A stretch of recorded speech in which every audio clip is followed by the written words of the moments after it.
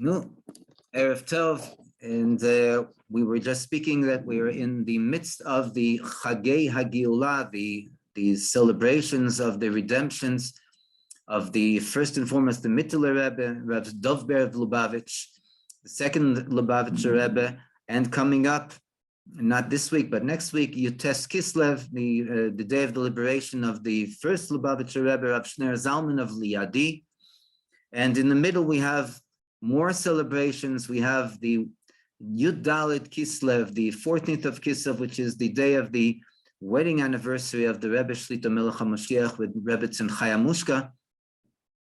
But we said that in chronological order, this week, where the first holiday that came was the celebration of the Mittler Rebbe, and therefore we're going to focus on maybe one or two, even three stories from the Mittler Rebbe and a short story from not one of the Rebbeim, but one of the Hasidim that was also sat around 10 years in the work camps of in Russia, Rav Mendel Futerfas.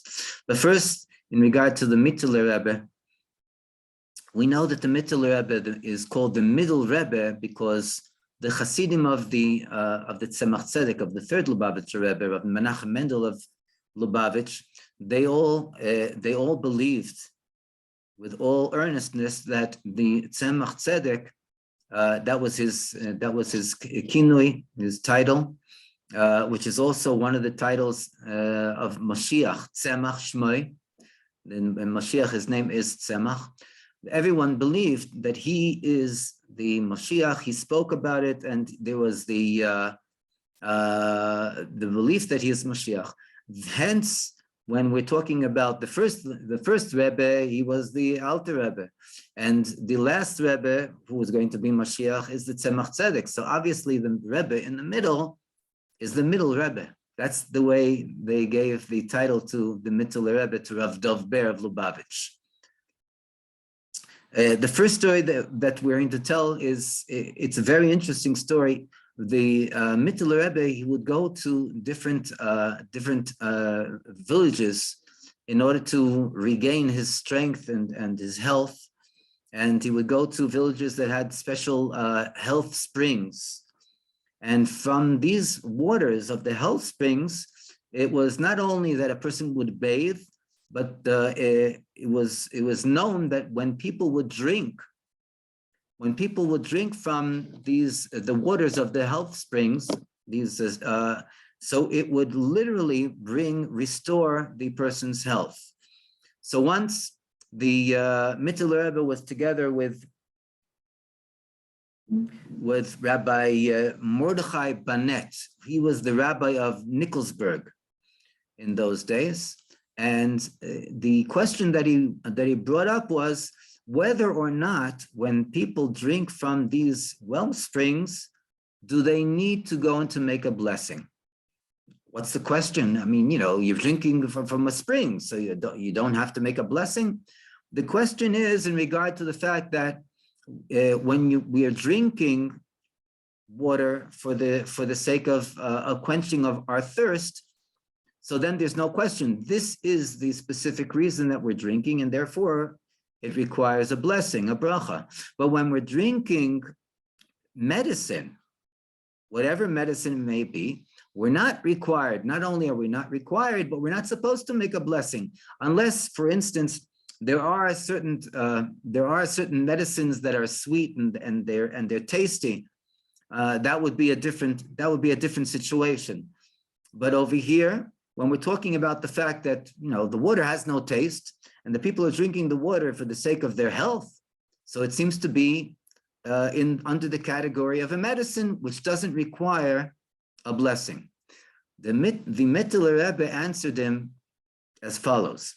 He said, in regard to a medicine that can be beneficial to the health of a person, or on the other hand, it could not be beneficial to the health of the person.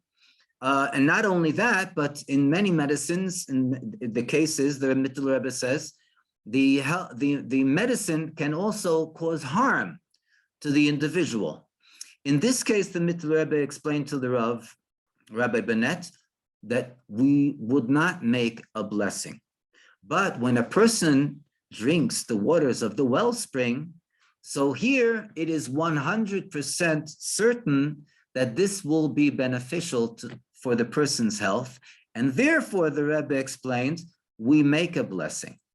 Rabbi Bennett went and he wrote back a letter. I wrote back a letter to the Tzemach Tzedek, and he said that his father-in-law spoke great praise of him, but the bottom line was the Rebbe Rashab, the fifth Lubavitcher Rebbe, when he heard the answer or the reply that the Rabbi of Nikolsburg gave, he said, "This is pure. This is pure genius," and he thanked the Mittler Rebbe for such a brilliant answer. So the Rebbe Rashab, Rav Shalom Dovber of Lubavitch, said, "Halavai, all the rabbis of all generations will take an example after this rabbi, the Rabbi of Nikolsburg, Rabbi Bennett." The second story in Lubavitch. So there was a coach driver. He wasn't Jewish, and the Rebbeim, the Lubavitcher Rebbeim, would from time to time, when they needed a ride in a coach, they would use this coach driver. Okay, it's very, very well known also by the Baal Shem Tov. He had a specific non-Jewish coach driver that he would use. But in this particular case, the story is as follows. When the Tzemach Tzedek, in other words, the son-in-law of the Mittler Rebbe, got into the coach, and they would travel at a distance for quite amount of time. So all of a sudden, the coach driver tells the Tzemach Tzedek, "You know something? You're not as holy as the previous Rebbe." Tzemach Tzedek looks at him, at this Goyish coach driver, and he asks him, "Why do you say that?" In other words, he didn't take it as an insult. He wanted to know what exactly the coach driver is talking about. So the coach driver says, "I'll explain." He says, when we're driving together, so the last time that we drove, so we stopped at one krechme, we stopped at one tavern, and I asked the Rebbe for money to buy mashke, and the Rebbe gave me money, and I brought mashke, and I was very happy. When we came to the next krechma, the next tavern, the next stop, so I again turned to the Rebbe, and I said, "I would like money to buy mashke." And the Rebbe turned to me and he said, "Wait a second, but you still have change, oisgab, it's called in Yiddish. You still have change from the last time that I gave you money, and you brought mashke. Use the change." So here the coach driver said, "Aha, you see, this is what happens, or what happened when I drove with you. But with your father-in-law, with the previous Rebbe, so he never asked me about the change. He never questioned me about the money he gave me and the change that was left over. And this means basically the following. There's a famous saying about the Mittler Rebbe that he didn't lo yadat suras matbeya. He didn't know what the form of a coin looked like. In other words, he knew basically the coin, but he wasn't not well versed. He wasn't close to the material entity of the coins. So therefore, the coach driver said he didn't care, he didn't mind. He was not connected. He had no connection with money. So therefore, he never asked me about the change. But you, on the other hand, apparently you're not as holy as him. You have an understanding in money. So then, therefore, you give me money, and then when I ask you again for money to buy, you tell me use the change. There's a Gemara also. It's brought about Rabbi Menachem the son ben Sumai, Rabbi Menachem the son of Sumai. He was a very holy Jew, and it says there in Tractate Pesachim,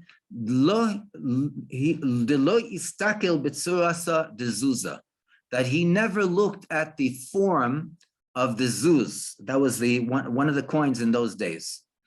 So here we see another concept of the Mittler Rebbe. He was very much, he was totally imbued with Hasidus. It's the famous saying that the Hasidim would say that if Chas v'Sholom, the Mittler Rebbe would cut his finger, so they wouldn't see blood coming out, you'd see Hasidus coming out of his veins. One more story about the Mittler Rebbe. The Mittler Rebbe, he made a request to his father, the Alter Rebbe, and he said, I want very much, I have a craving to see one of the Lamed Vav Tzadikim, to see one of the 36 hidden righteous people. So the father of the Mittler Rebbe, the Alter Rebbe, answered, okay, and he promised him that he will see one of the Lamed Vav Tzadikim. Time passed, and in Lubavitch, it was Erev Shabbos. People come and go, and there were usually guests that would come to stay for Shabbos.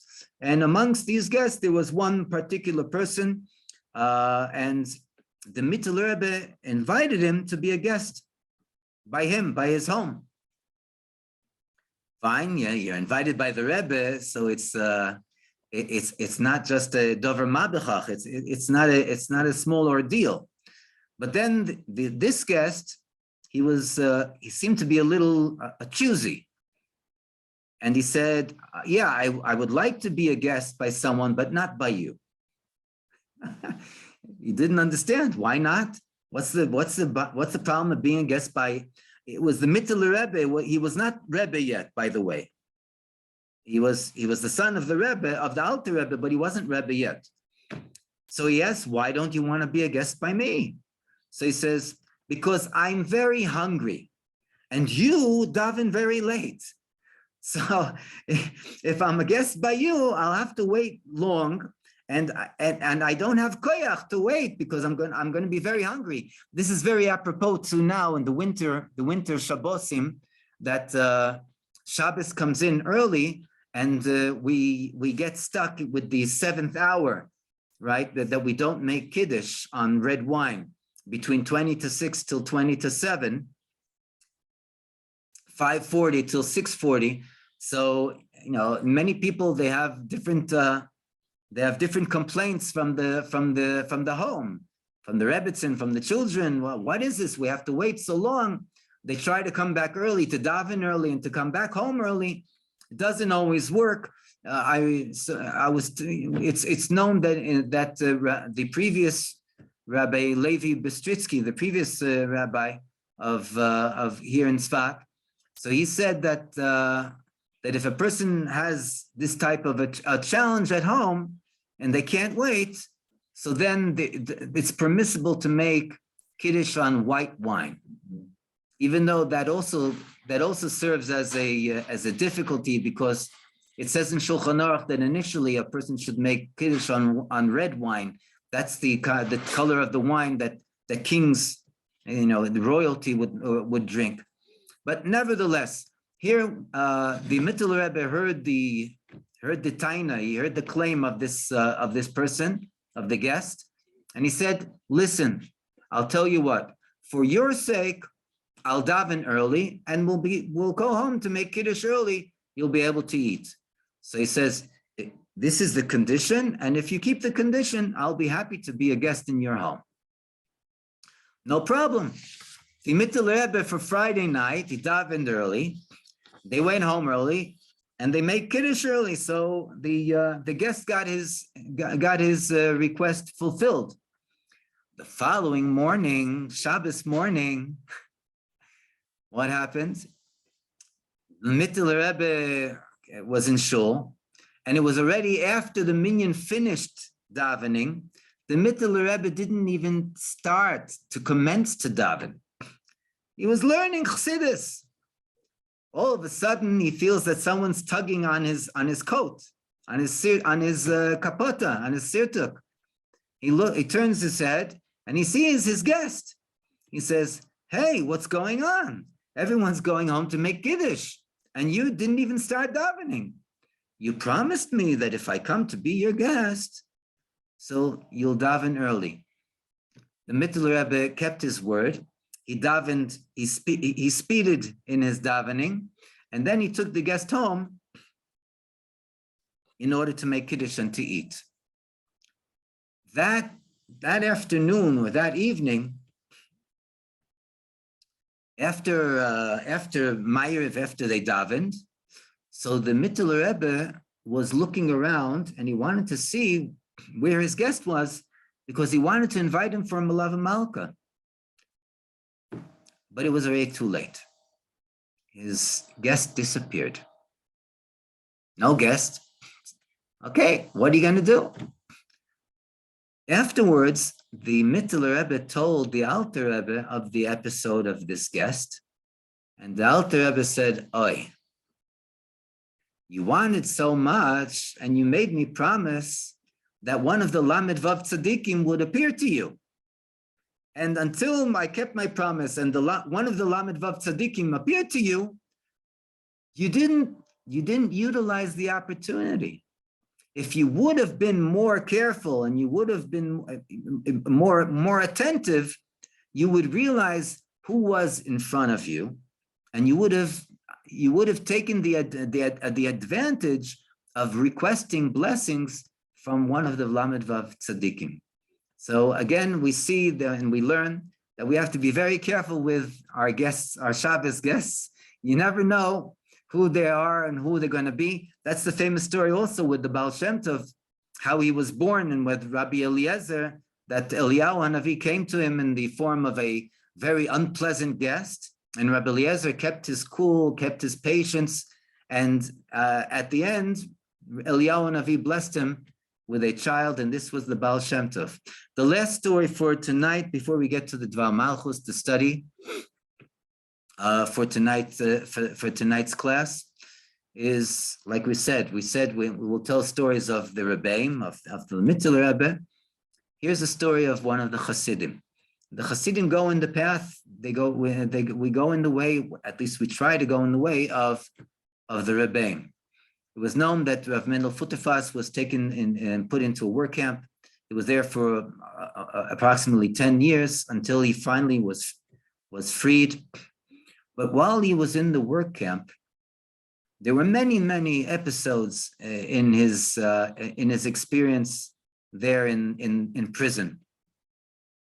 One of them was that his friends or the people that were there, the criminals, they noticed that he is an exceptional human being, a holy man. But what did they notice about him? What did they notice that was holy? They said, "You're here in a work camp. You're here in prison, and you're always joyous. You're always happy. You always have a smile on your face. How do you do it?" So he looked at them, these people that came to ask him, and he said, "Listen, I'll answer your question if you answer my question." "What's your question?" He says, "My question is, why are you guys always sad? Why are you always filled with melancholy? What's your problem? How come you're always filled with anguish?" So there were three people. The first one said he was a very big engineer, and while he was working in the company, he made some kind of a mistake with the inventory or with his calculations. And they didn't say, okay, we'll take off a month's pay or something like that. They immediately, they gave him fire and brimstone, and they sent him to the work camps. The next guy said he was a brilliant lawyer, and he was representing the government, and he wasn't able to go and to be victorious in the case. And the government was so angry that they again, even with all his other previous success stories, boom, they threw him into the work camps. You know, we're talking about a very notorious government over here. The third person was a general in the Red Army, a general. And he said that there was another general, and he had his eyes wide open, and he had very great jealousy for him. And he went and he made an alila. He went and he told a libel story about this other general, which ultimately he wasn't able to prove his innocence. Boom, he was thrown into jail as well. Hence, we have these three people, and once they were thrown into jail, they have no reason to be happy. They don't have no reason to live. Rav Mendel looked at them with his eyes of mercy, Rahmanas, and he told them, listen, you see, the three of you, before you were thrown into prison, your whole life was summarized. It came to the total of what your profession was, who you are. You know, each one of you lost your profession. You were thrown into jail, and therefore, once you're in jail, you don't have any life, because your whole life was your profession. Now, don't make a mistake. I also had a life before I was thrown into jail. Rav Mendel was a very successful businessman. Very successful. He was a very wealthy person. But he said that my business was just a byproduct of my life. What was my life? What was my true entity in life? My true entity in life was that I was a chassid. I was a chassid of the Rebbe. I was a follower of the Rebbe. Hence, when my profession and my wealth was taken away from me, and I was thrown into jail, I was thrown into the camps, I had no reason to be sad, because I still had my life. Before I was imprisoned, a chassid, and now that I'm imprisoned, I'm still a chassid. And this also exemplifies our lives here in this world. The neshama comes down into a body, but the fact of the matter is that the neshama is still a chelik elikami mal mamish. We're here in Golus, or we're in Geula that we don't see yet, you know, with our eyes of flesh and blood. But the fact of the matter is, the Rebbe comes and tells us that we're in Geula.